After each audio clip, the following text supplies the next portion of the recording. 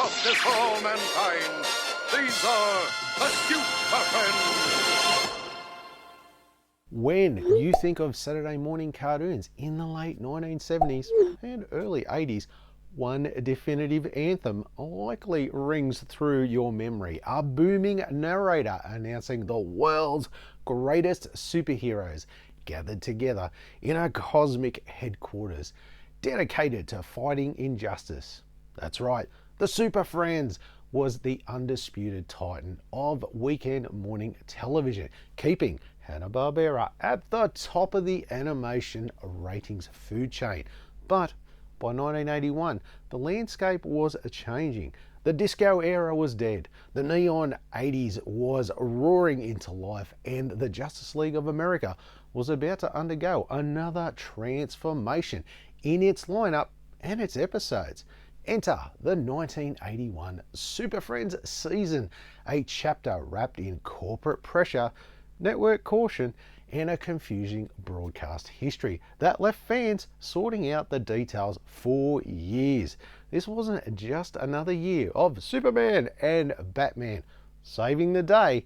This was a transitional moment for the franchise, resulting in a more diverse range of heroes coming not only to help save the day, but the future of the Super Friends. You know, for future generations. The 1981 run, often associated with the Super Friends, the legendary superpower show in later franchise history, arrived on ABC on the 26th of September 1981. The series continued into the same segmented format as the previous seasons, with the short adventures that kept the action moving quickly and consisted of 6 half-hour broadcast episodes. However, each of those 6 episodes was divided into 3 distinct self-contained 7-minute animation shorts, giving us a total of 18 brand new segments. And to fill out the rest of the hour-long broadcast block, ABC packaged these 3 new shorts along with a rotating reruns from the previous seasons of the franchise, giving kids a mix of the old and the new. It was designed to fit the realities of Saturday morning television, where pacing, repetition, and recognizable characters mattered just as much as a plot. Animation production was handled by, of course, Hanna-Barbera, with additional overseas work helping the studio meet the demands of the television output at the time. Once they get a taste of you, they want more and more and more. Behind the scenes, the production was a masterclass in stretching the budget while maintaining that familiar look and sound. Legendary voice director Gordon Hunt helped guide a cast that defined these characters for a generation, with the stellar voice cast which remained the same as the seasons before, featuring the legendary performances of, yes, Danny Dark as Superman, Casey Kasem as Robin, Olan Soule as Batman, Shannon Farren as Wonder Woman, William Calloway as Aquaman, Louise Williams as Jaina, and Michael Bell, who voiced both Zane and Gleek. The show still operated under a strict standard of children's television practices, so direct violence was often softened or avoided. To get around that, the animation relied on grappling, traps, gadgets, quick escapes, and the heroes' powers themselves to keep the stories action-packed without crossing the line into the harsher combat. We want violence! When the 1981 season hit the airwaves, it faced fierce competition. The Saturday morning landscape was becoming crowded with action cartoons and superhero properties alike, including Spider-Man and his amazing friends, Black Star, Thundarr the Barbarian, and the Kid Superpower Hour with Shazam. Despite the competition, the Super Friends remained an established brand with strong recognition.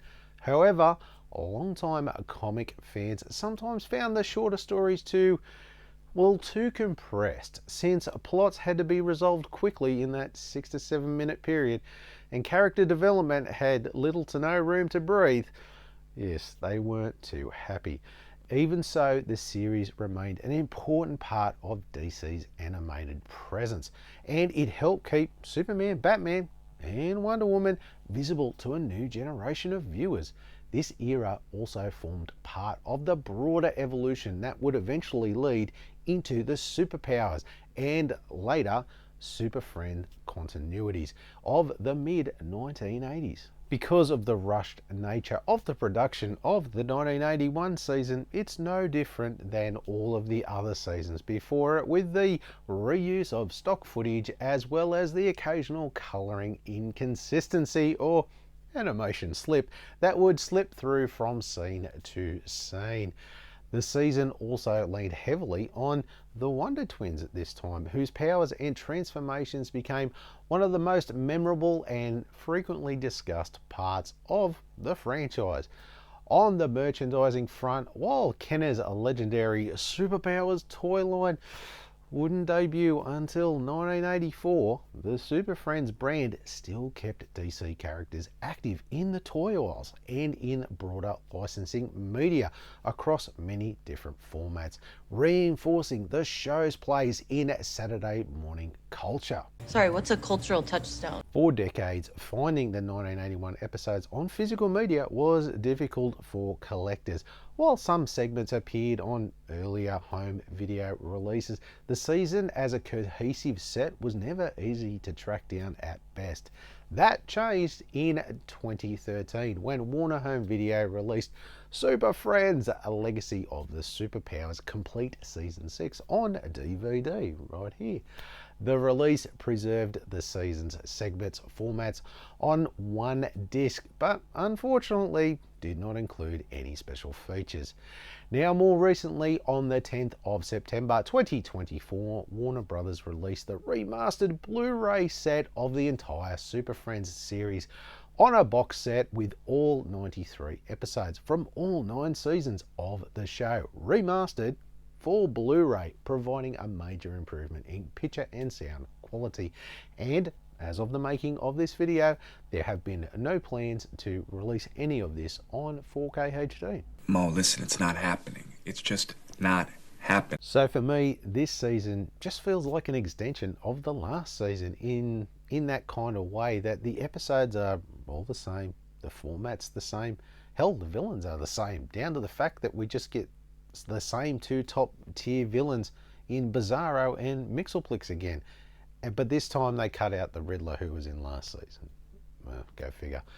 We also get the same mix of 3 classic villain types each episode, with one segment being a weird and wonderful alien attack, the second being a classic mindless monster rampage, and the third being a magically driven entity or object that needs outsmarting. That's it, over and over again. It doesn't get any more formulaic than that. And that season definitely is. Now, don't get me wrong, it's the Super Friends, and I enjoyed watching it. But some of the episodes this season were a bit on the lame-ish side of things, shall we say. It's not hard to see why a lot of people call season 4, 5, and 6 filler seasons, because that's kind of what they were in the grand scheme of things. And for me, I think I would probably give this, look, still a 7 out of 10. It's not the best, but hey, it's still the Super Friends. And that's all that really matters to me. I don't care what anyone says, I love it. The legacy of the 1981 Super Friends season is a complex one. Within the broader context of the animation history, it represents a bridge between the gentler, more restricted 70s style and the more action-driven superhero animation that followed after this. It represents an era where superheroes were straightforward, brightly coloured, and built for a Saturday morning storytelling. It's a beautifully flawed, colourful monument to a simpler time in pop culture history. Ultimately, Super Friends Season 6 matters because it proved the resilience of the Justice League. Through changing network demands, tight budgets, and the constraints of children's television, the series adapted and survived. It ensured that characters like Batman, Superman, and Wonder Woman remained household names for a generation of kids who grew up to become the writers, directors, and artists shaping the superhero media that we consume today. It may have been a product of its time, but its impact is timeless for a generation of kids that remember the Saturday morning magic of 1981. Are you kidding? I love the 80s. Next week on the show, we're looking at The Shadow from 1994 on DVD. Can't wait to give this old pulp classic a rewatch. Thanks for watching.